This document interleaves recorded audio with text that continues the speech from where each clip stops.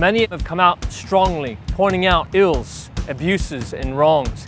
Though bringing these behaviors to the light and showing society that this will no longer be tolerated is important, in and of itself will not get rid of this problem. Because these behaviors are symptoms of the problem. They are not the problem itself. And what is that? Toxic culture that exists among men that we're brought up in. Do we laugh at our friends when they drunkenly hooked up and had to be a little bit pushy to get there? Do we ignore when we hear someone talk about, oh, did you fuck her? Did you get her? Oh, which bitches are you slaying recently? This all contributes to the exact same mindset. It's all about what we take, what we want for ourselves. Maybe you don't physically take it, but you get what you want. I'm sexually satisfied. I'm nurtured. I feel good. I feel comfortable. I have someone on my arm. It's something for me. True men don't take from women or the world, they protect them. True masculinity is guardianship. It's not enough to allow people to go past the threshold and then call them out. We have to call out the rude, toxic masculine behavior and saying, no, that joke just, I can see where you think it's funny, but it's not funny. No, I don't fuck bitches. I'm looking for beautiful partnerships and unions. Till we start educating our young men and standing up and being a great example, things aren't going to change. Why do we think this way? Because we've been lied to. You were told that you were the dominant gender, men rule the world. Men are the most captivating, charismatic, and interesting to watch. They're the ones we're supposed to admire professionally, and the ones best suited to provide security, prosperity, and good management. Women, on the other hand, are supposed to look pretty, take care of the home, support us men professionally, and really can't be taken seriously to lead. The reality is, women used to run the world. Many important societies were guided by women. They were the leaders, healers, and even warriors. The women had the final say. The grandmothers was where people went for the wisdom, the insight, and the knowledge. At some point, some people decided that they wanted to make a switch, and they started to attack the feminine. Well, I can change that in a hurry. Mock and trivialize, overpower, and objectify all women. They did it, and succeeded at wiping out this history.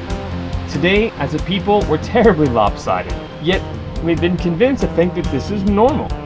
Does this world look okay to you? As an imbalanced society, we are a broken society. Why? Because if we're balanced, we're strong. If a partnership is balanced, the partnership is strong. If a partnership is strong, we're happy, more fulfilled. We need to buy less, do less. Why isn't that happening? Because certain groups don't want it to happen.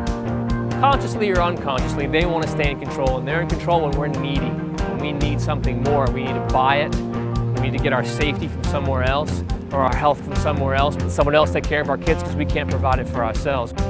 A balanced union, friendship, sexual union, a balanced organization, club, group, society, that's how we can be in control of our own lives.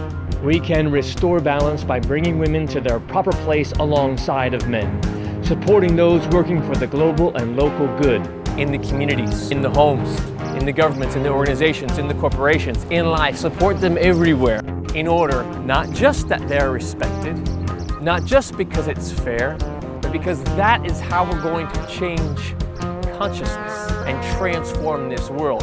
It's working together. But why don't we already do that? Doesn't that seem obvious? What's really going on underneath there? Society tells us that sensitivity, compassion, collaboration, nurturing, emotions, and other traits associated with the feminine are weak. So we don't want to show these traits. We hide them, and we overemphasize the traits that are celebrated by society. Being strong and direct and forceful, not being bothered by the things of the world. Technology, information, and intellect, none of which are bad, but I can't be all fire and no water, or I will burn out. When you're all drive and no flexibility, you could miss the objective. If you're all information and no intuition, you might miss a turn or a big opportunity.